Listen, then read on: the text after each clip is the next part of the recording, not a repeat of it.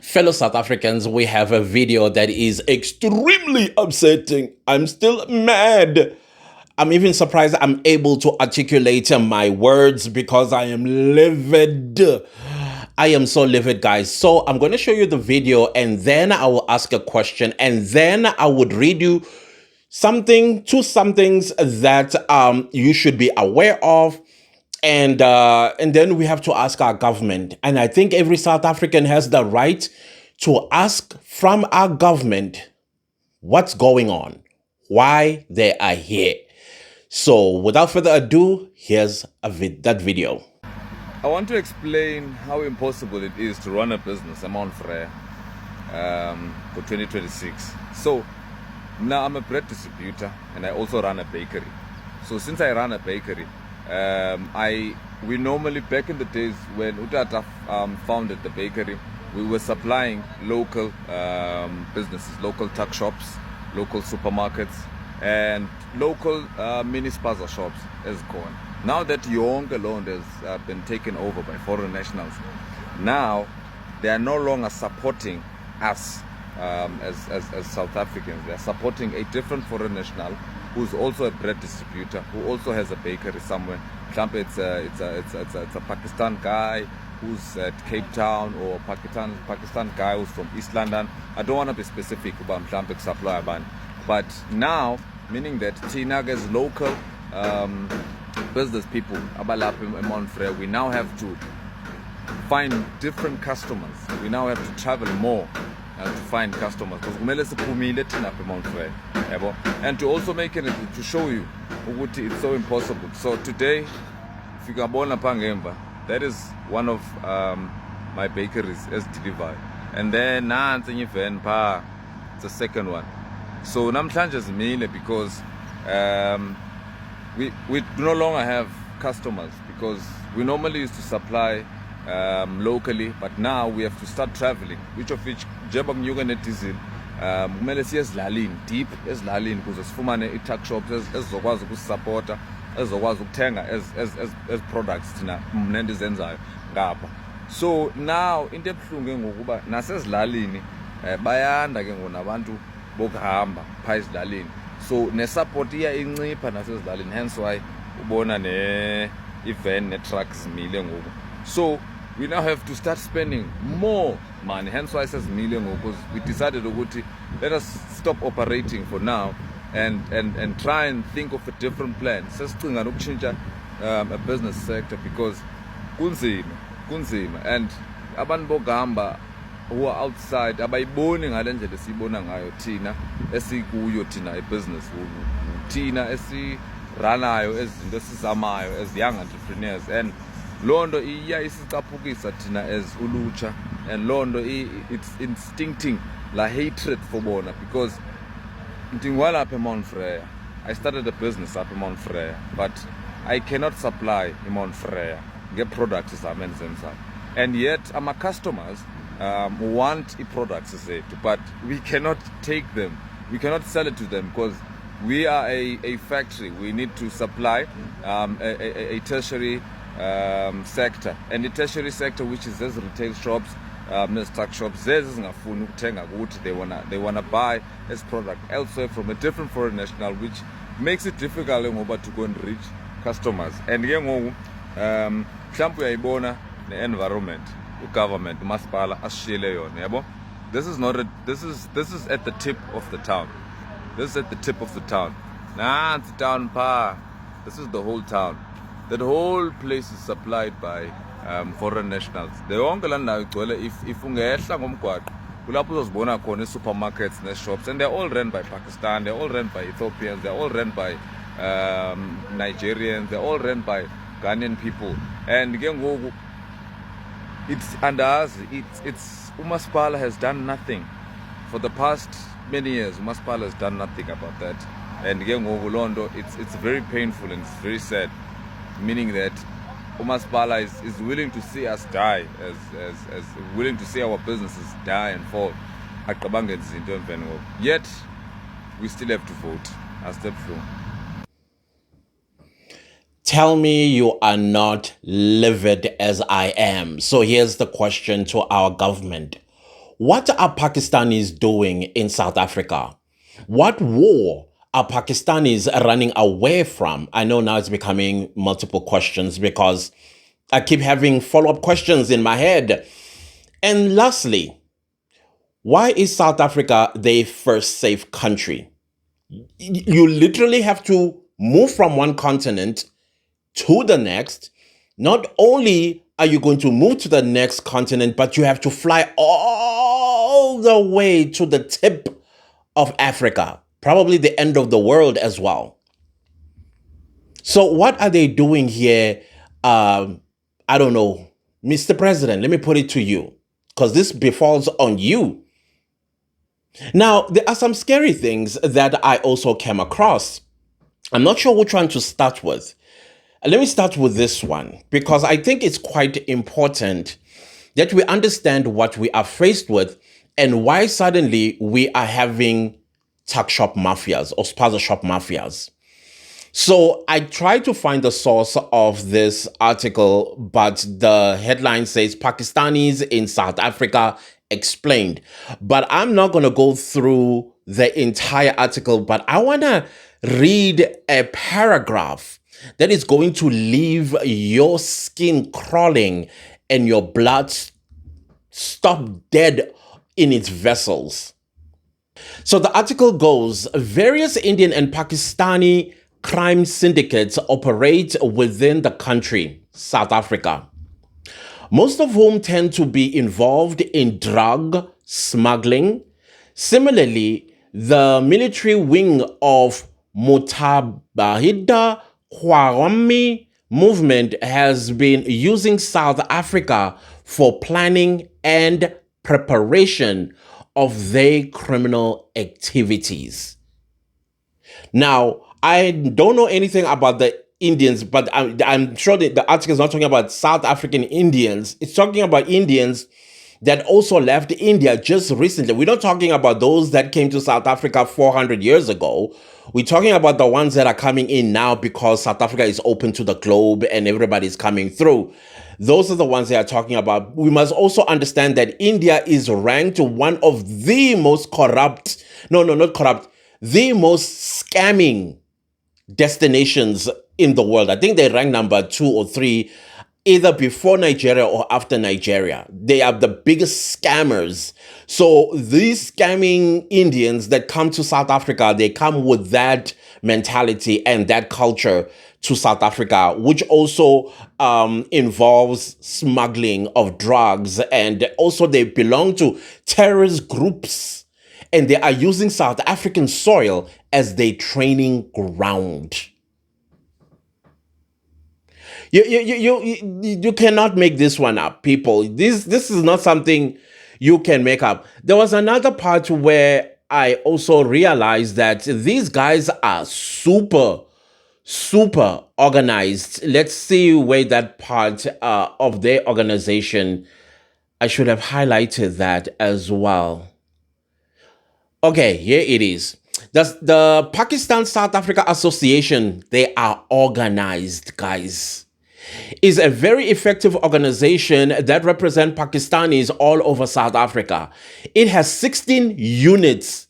Do you see how organized these people are? We have 9 provinces in the country. You would think they have 9 units in South Africa. No, but they have 16 units that operate its offices from all provinces and has the central executive office in Pretoria, right inside our belly, where Secret Service, where intelligence is supposed to be circulating. So yeah, there you have it. Organized. And the question is, I'm not talking about our international relations with Pakistan. I'm not talking about that. That is more on the official side. That's more on the diplomatic side, because Pakistan and South Africa does have an economic trade relationship. No, I'm not talking about that. And just because we have trade or we're trading with Pakistan does not mean that their citizens should come to South Africa nilly-willy. And when they get here, they get so comfortable enough to organize themselves into criminal syndicates and terrorize the natives of this country. It does not give them that right. But the question is what they are doing here. And look what they're doing to this young man. This is a young man who decided, let me be an entrepreneur. Let me be an employer. Let me contribute to the economy of my country. But comes people, we don't know who they are, to come and disturb him. This is what you call erasure. They are erasing South Africans from businesses. And we must keep quiet. We must not say anything. I've been hearing stories on TikTok, people sharing with me how a loved one lost their lives because they would refuse to sell, not to sell, to hire out a portion of their yard because the house was situated in a busy street. So the yard is big enough for them to come and put a container. Imagine you grew up in that house. You were born and grew up there. Your parents also born and grew up there. And then your great parents are the ones that got that 4-room house from the apartheid government. And now they are coming and saying, if you're not going to sell this house for us, we will burn it down. And they burn it down. They burn your home down because they want that piece of land to put their container. Pakistanis. So the government is letting people that are coming from a region in Asia where there's no war. The only unrest that is happening there is regional, which I am going to read what that instability in the region, which got nothing to do with us, even if there was a war. South Africa is not Pakistan's first safe country. And when they get here, they'd have no right to be running businesses. They have no right. Okay, the article goes, this one is Googled. Okay, this one I Googled because I wanted to know what war is going on in Pakistan. And that's exactly how I asked my question. No, let me show you my question. I said, is there a war in Pakistan that's making Pakistani men run away from Pakistan? Let's talk about the men part. The reason why they are bringing men, not only Pakistan, but Somalia as well as Ethiopia, is so that when South Africans do exactly what we are doing, because they have military training, terrorism training, and all these other trainings, they can stand against us. You have seen some of them even carrying heavy guns that are not allowed to be owned by a citizen of this country, but they have it. Snipers, they have, I don't know guns, but they have big stuff that even the South African army do not have. That's why they're bringing their men, because the erasure agenda is unfolding. And yet we have intelligence in this country. The same intelligence, by the way, that is run by the minister in the presidency, Ms. Chabedi. You are a failure. Yes, yes. The article goes, as of early 2026, Pakistan is experiencing severe instability, including active military clashes along its border with Afghanistan, which have been described as open war or, at minimum, a major military conflict. This, along with intense border skirmishes with India, a dire economic crisis, and internal political instability, has driven a significant increase in immigration among Pakistani men and young professionals. Y'all just gonna leave your women and children behind to get unalived? Because as far as I understand war, it is fought by men. Young men are mentored in a war. But no, let's flee, let's run away. Cowards. Yes, sirs. And look what they're doing to us. Look what they're doing to us. I'm not going to read the rest of the thing. I just want you to get the gist of what's going on. But this also does not mean that South Africa is your first safe country to run away to. Why don't they run to Arabic countries is what I want to know. What is it that deters them from going to Arabic countries? I guess as South Africa, we also need to go to these Arabic countries and ask them, what negative side of the magnet are you using? Please let us know so that we can also repel these people from coming to South Africa. A young South African cannot run his business. Did you see the transport to transport his bread parked? So that means he's been crippled, successfully erased from contributing to the South African economy. Not only that, improving his life, and also the people that he employed, they are now unemployed. People of Mount Frere, you know what to do, right? Do not go to the town that you was pointing, where you have Pakistani shops there. Don't buy. Don't go there anymore. They came here for money, close that tab. They will return. They are going to return. That's peaceful protest, by the way. Do not go there, even if you are desperate. Now, I want to say something to Mr. Langa. Mr. Langa, here's an idea.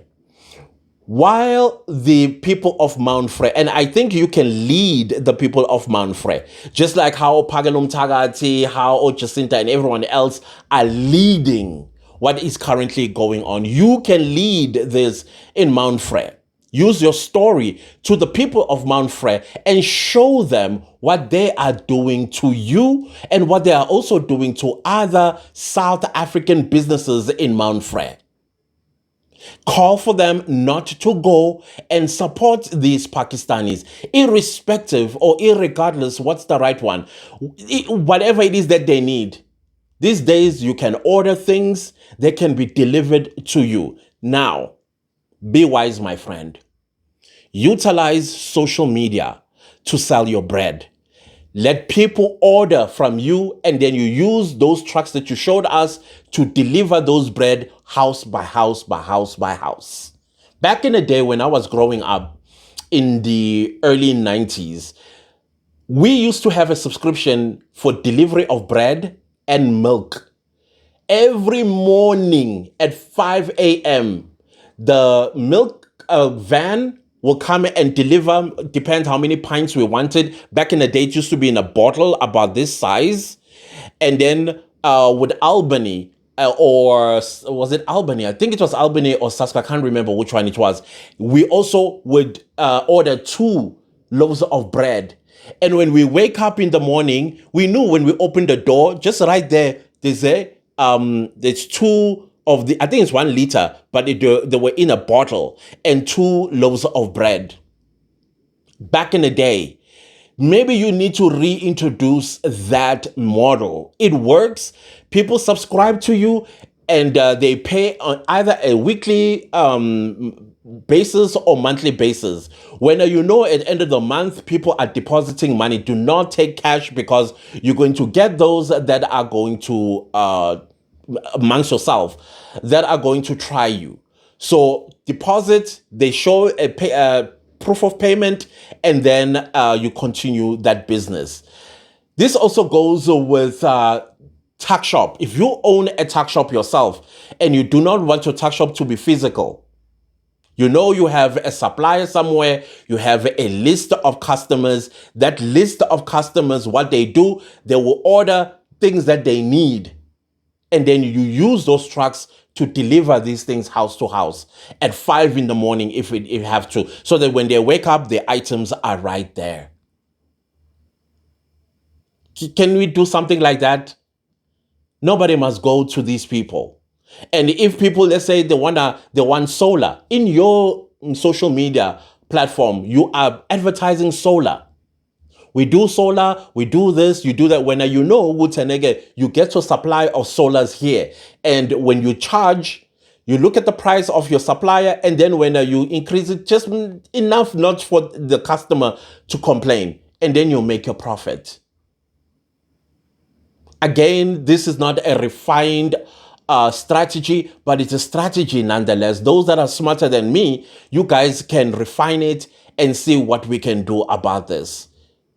Let's close the tab of why these people are here.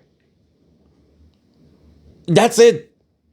They will pack up and leave. If you are doing online business, whom are they going to run to and say this person is running this business?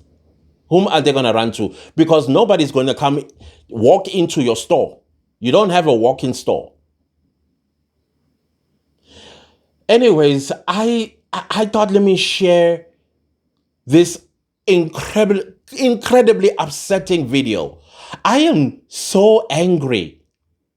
I am so angry at our government. Now, the question is, when are the Pakistanis leaving?